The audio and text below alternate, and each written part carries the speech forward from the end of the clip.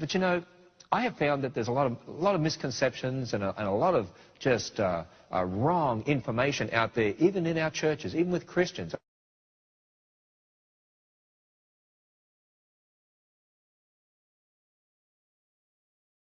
I mean, Christians should be leading the way in this, shouldn't they? I mean, it's Christians who should be out there saying, hey, there's only one race. We all go back to Adam. There's different people groups. We're all equal before God. I mean, it's Christians who should be leading the way. Instead, I see a lot of problems in the church. I see racist attitudes. I see prejudices. I see all sorts of wrong ideas. It's because we're taking our ideas to the Bible and not starting from the Bible to build our thinking.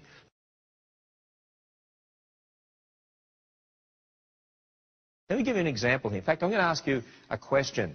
I sort of hate doing this in a way, but I want to point out just where we're at as a church and some of the problems that we have. I want you to put your hand up if you've heard of anyone ever talk about in our churches, if someone said it to you, you heard it from the pulpit, or you read it in a book, or just heard it from anywhere, about the curse of Ham. Put your hand up if you've heard about the curse of Ham. Yeah, I think all of us have heard about the curse of Ham.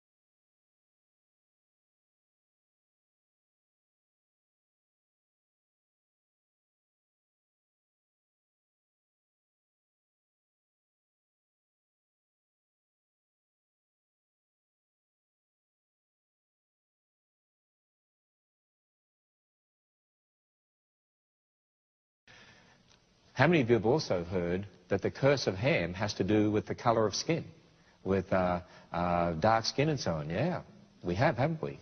Now, question for you. Where in the Bible does it ever say Ham was cursed?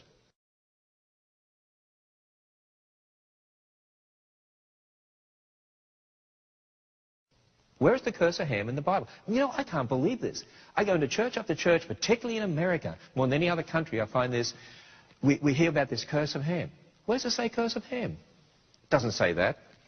You know, back in 1958, from a Mormon source, the Mormons were told this: we know the circumstances under which the posterity of Cain and later of Ham were cursed with what we call Negroid racial characteristics. And back in 1929, the Jehovah's Witnesses, in their Watchtower publication, stated this: the curse which Noah pronounced upon Canaan was the origin of the black race. By the way, they got one thing right. There was no curse on Ham, but it was on who? Canaan.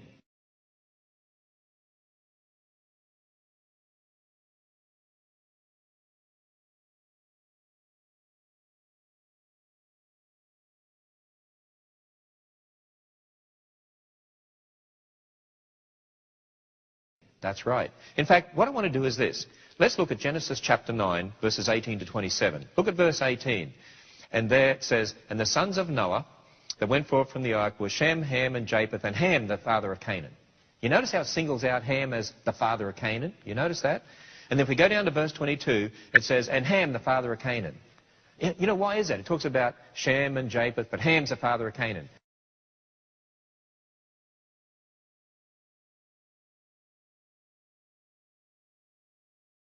And Ham, the father of Canaan. And then it says, in verse 25, cursed be who?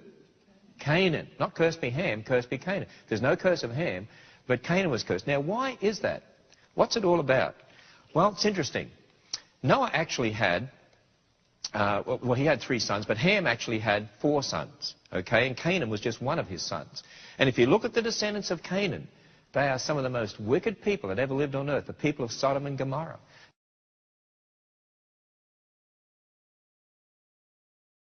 You know, the Canaanites, evil people. Now, think back for a moment. Ham was disrespectful to his father. And from the context of Scripture, it seems to be that that was some sort of a sexual sin. Do you know what I believe the curse of Canaan is all about? This is personally what I believe. I believe that Noah saw in Canaan the same problem as his son Ham, only it was much worse. And it's a warning to fathers to train their children.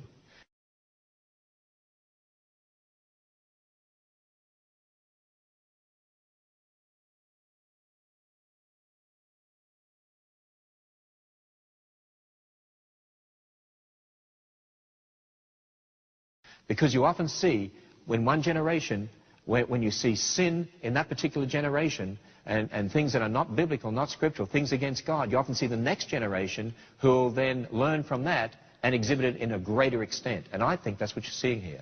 I think it's just a great warning that fathers need to train their children, because Canaan became what Ham had led him to be, and Noah saw that, and look where it led to. The people of Sodom and Gomorrah, nothing to do with the color of skin.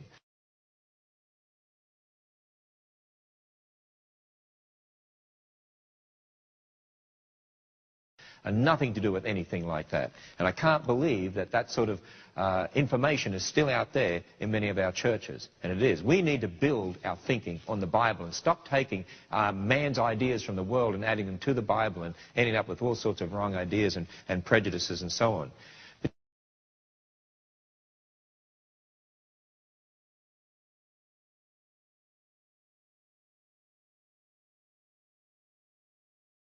But you know what? The church gets into another problem when they believe in millions of years.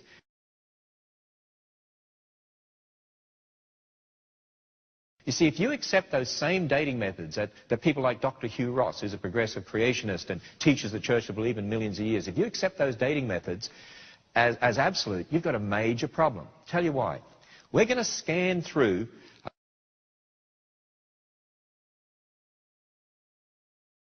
quite a number of skeletons. I've listed for you a number of skeletons of humans that, using the dating methods that evolutionists accept, that date back hundreds of thousands, millions of years and so on, you'll notice that these human skeletons, and there are literally hundreds and hundreds of them, and we can scan through them, and I did that just to show you there are many, many, many of them, and they go back all the way back to nearly 2 million years.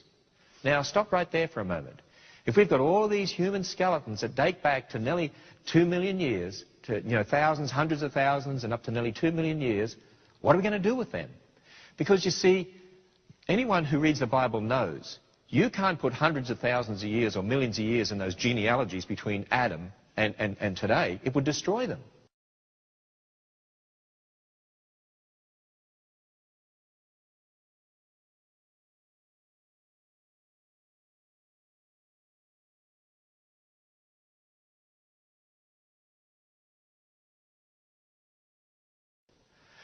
And there's no way that you can force those genealogies back hundreds of thousands of years, and certainly not millions of years. So what do you do with them?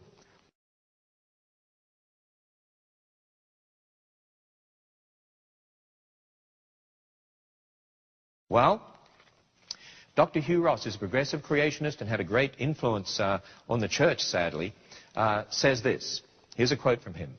Starting about 2 to 4 million years ago, God began creating man like mammals or hominids. These creatures stood on 2 feet, had large brains, used tools, some even buried their dead, and painted on cave walls. However, they were very different from us. They had no spirit. They did not have a conscience like we do. They did not worship God or establish religious practices. In time, all these man-like creatures went extinct, and 10 to 25,000 years ago, God replaced them with Adam and Eve.